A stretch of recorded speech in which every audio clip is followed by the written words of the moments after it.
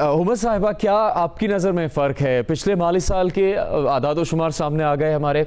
अब नए बजट से मुतालिक भी कुछ तफसील आ गई है। कुछ रोशनी वज़ीर ख़जाना ने डाली, लेकिन ज़ाहिर है उनका कहना है था कि वो तफसील में नहीं जाएंगे, वो बजट पेश होने के बाद आपके सामने आएगी। कोई की डिफरेंसेस जो आपने नोट किए हों और वो अहम हो सकते हैं पाकिस्तान की मईशत के लिए? जी, जैसे जाहिद साहब कह रहे थे कि बहुत ग्रोथ फ्रेंडली बजट नहीं है। I do understand that, but we also have to understand कि हर बजट के पैटर्न्स तो सेम होते हैं, बजट के सर्कमस्टांसेस यूनिक ज़रूर होते हैं।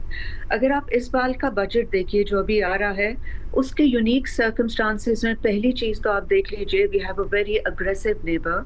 हालात नॉर्मल नहीं है, any time we can expect an attack. So एक सॉवरेनिटी की डिफेंस साइड है जो प्रायोरिटी बनेगी। एक साइड तो आप वही निकाल दीजिए, we have to look into that. Second thing, whatever happened last month, मेरे व्यू में it is after many many years as a business person also I'm saying the times are difficult, लेकिन after many many years you can see कि एक credibility gap था. I'm an exporter and I can see the credibility gap when we go to sell our products in the market.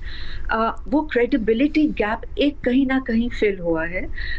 Pakistan की story global platform पे आई है. जो भी हिंदुस्तानी media concoct करके पेश कर रहा था, जब वो अनफोल्ड हुआ कि ये न्यूज़ सच नहीं है, we got a chance as Pakistan to है. So what I'm trying to say is कि हमारे ये circumstances थोड़े different हैं. एक वो नेबर के, दूसरा एक credibility का हमें चांस मिल रहा है. So I think इस बजट में we must focus on के इस opportunity को कि जहाँ हम ये credibility को further develop कर सकते हैं, आगे लेके जाएं. Why I'm saying this? As an exporter जब आप मार्केट में लेके जाते हैं दूसरी मार्केट्स में प्रोडक्ट, अगर क्रेडिबिलिटी नहीं है, नो मैटर पीछे से आपका प्रोडक्ट कितना अच्छा है, क्रेडिबिलिटी की वजह से आप ब्लॉक कर दिए जाते हैं. तीसरी चीज, why I feel things are not good, please don't take me wrong, but things Sure. are getting better. Why I say that? देखिए, historically ये पहला बजट है पाकिस्तान की हिस्ट्री में जहां 2 आईएमएफ के प्रोग्राम्स इकट्ठे हैं.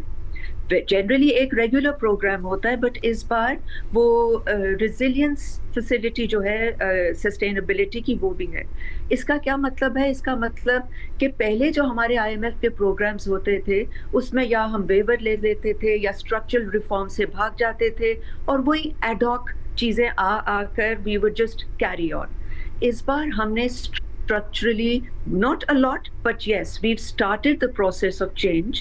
और उसको नज़र में रखते हुए IMF ने agree किया कि yes, we'll give you a second facility also because we performed relatively better in this, और कोई waivers और वो उसकी बड़ी लंबी चौड़ी बात में नहीं गई. So ये भी एक बहुत पॉजिटिव चीज़ है. आप अगेन देखिए कि जब IMF हमें नहीं दे रहा था लोन्स, रुके हुए थे, तो इवन इंडिया चाइना और सऊदी ने भी बोला कि आईएमएफ का लोन आता है तो हम भी देखते हैं. सो हमारी क्रेडिबिलिटी के लिए जो भी पिछले साल में प्रोसेस हुई है, not easy at all as a business person, but it's getting better. And I think सिर्फ ग्रोथ प्रोजेक्ट लाके और फिर आप छोटे छोटे एडॉक पॉलिसीज लाके उसको चेंज करते हैं, उसका कोई फायदा नहीं है. हमें स्ट्रक्चरल रिफॉर्म पे जाना पड़ेगा. And I see whatever is happening right now is a good start.